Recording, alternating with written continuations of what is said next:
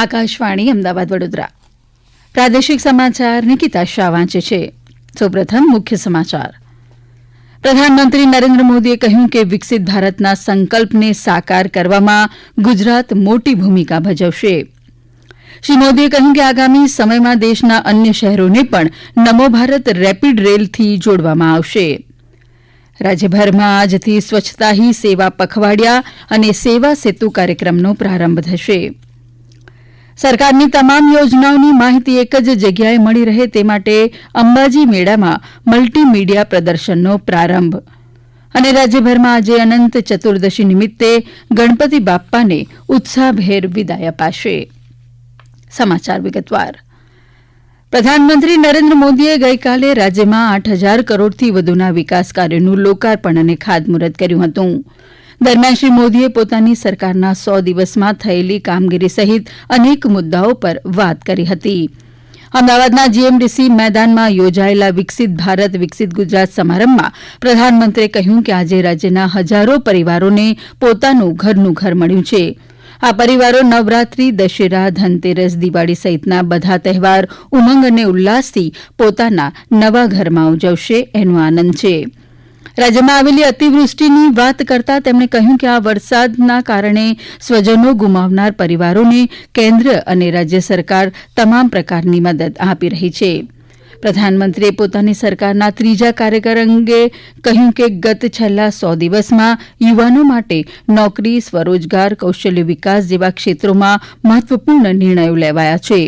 100 દિવસમાં 15 લાખ કરોડથી વધુની યોજનાઓ પર કામ શરૂ કરાયું છે.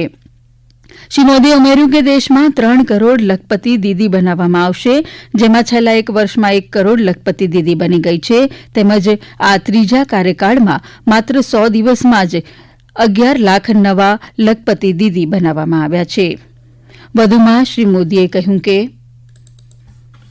इन 100 दिनों में 15 लाख करोड़ रुपए से ज्यादा योजनाओं पर काम शुरू हुआ है.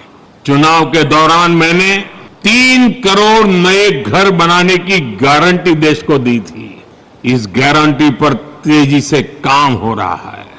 आज यहां इस कार्यक्रम में भी गुजरात के हजारों परिवारों को पक्का घर मिला है.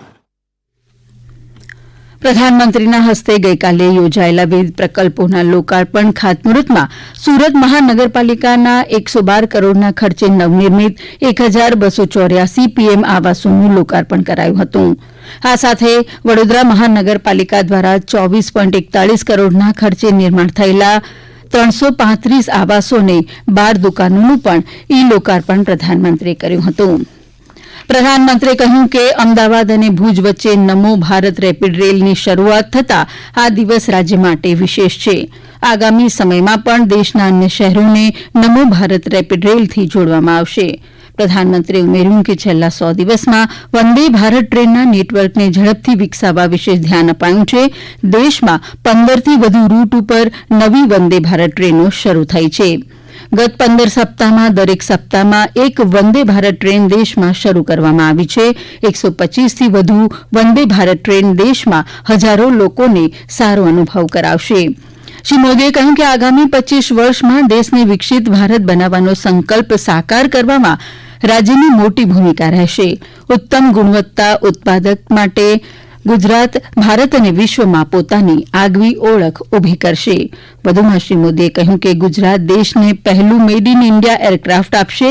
સેમી કન્ડક્ટર મિશનમાં પણ ગુજરાત અગ્રેસર છે. અમદાવાદથી ભુજ વચ્ચે નમો ભારત રેપીડ રેલવેને પ્રધાનમંત્રી નરેન્દ્ર મોદીએ લીલી ઝંડી ફરકાવી આરંભ કરાવ્યો હતો. ત્યારે ગઈકાલે સાંજે ભુજ રેલવે સ્ટેશનથી નમો ભારત રેપીડ ટ્રેને પ્રસ્થાન કર્યું છે. ગઈકાલથી શરૂ થયેલી આ ટ્રેનમાં ભુજથી લોકોએ ઢોલ નગારા સાથે ટ્રેનમાં પ્રવેશ કર્યો હતો. મોટી સંખ્યામાં લોકોની ઉપસ્થિતિમાં આ ટ્રેને અમદાવાદ આવવા પ્રસ્થાન કર્યું હતું. પ્રધાનમંત્રી નરેન્દ્ર મોદીની અધ્યક્ષતામાં ગાંધીનગરના રાજભવન ખાતે સોમનાથ ટ્રસ્ટી મંડળની 123મી બેઠક ગઈકાલે યોજાઈ હતી. બેઠકમાં નવા ટ્રસ્ટીની નિમણૂક, વાર્ષિક હિસાબો, યાત્રી સુવિધા કેન્દ્ર, સંસ્કૃત પાઠશાળા ડેશબોર્ડ તેમજ ગણપતિજીના વિવિધ સ્વરૂપોની ઝાંખીનું લોકાર્પણ, માસ્ટર પ્લાન અંગે ચર્ચા જેવા અનેક નિર્ણયો કરવામાં આવ્યા હતા.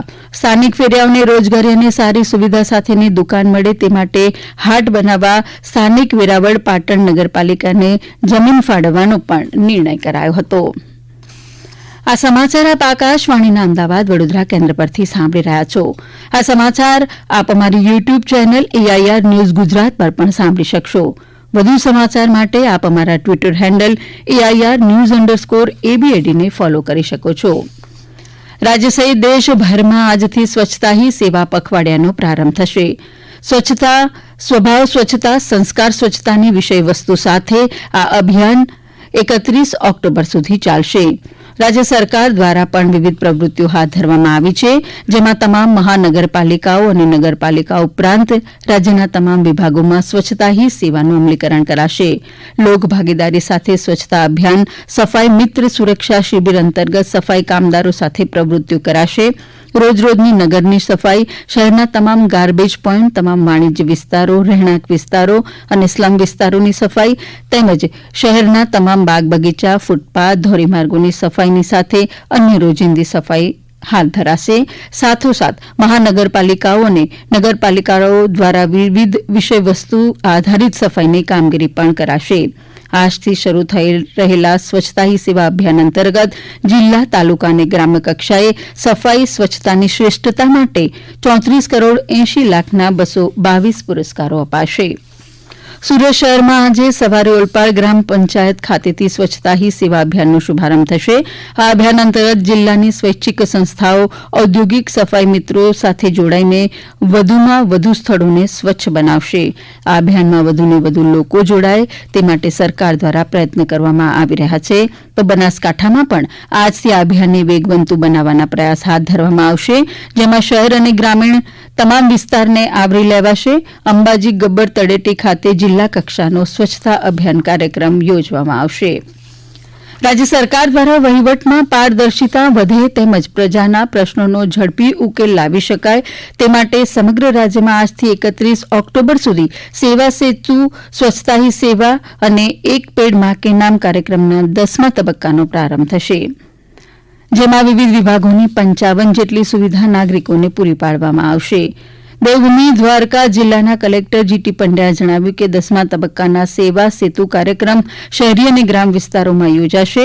આ તકે કલેક્ટરે જનભાગીદારી સાથે સમગ્ર જિલ્લાને સ્વચ્છ બનાવવા તેમજ નાગરિકોને સરકારની સેવાઓનો મહત્તમ લાભ લેવા અનુરોધ કર્યો હતો. યાત્રાધામ અંબાજીના ભાદરવી પૂનમના મેળામાં આવતા ભક્તોને હવે એક જ જગ્યાએથી ભારત સરકારની વિવિધ યોજનાઓની માહિતી મળી રહેશે. આ માટે પાલનપુર કેન્દ્રીય સંચાર બ્યુરો દ્વારા મેળામાં મલ્ટીમીડિયા પ્રદર્શનનું આયોજન કરાયું છે. મેળાનું ઉદઘાટન કરતા જિલ્લા કલેક્ટર મિહિર પટેલે કહ્યું કે 3 દિવસના પ્રદર્શનના ઉદ્દેશ્યને સાર્થક કરવા વધુને વધુ શ્રદ્ધાળુઓ અહીં મુલાકાત લઈ જાણકારી મેળવે તેમજ સ્વચ્છતા પ્રવૃત્તિઓમાં ભાગ લે તેવી અપીલ છે. અંબાજીમાં ભાદરવી પૂનમના મહામેળામાં 5મા દિવસે 5,98,000 ભક્તોએ દર્શનનો લાવો લીધો હતો.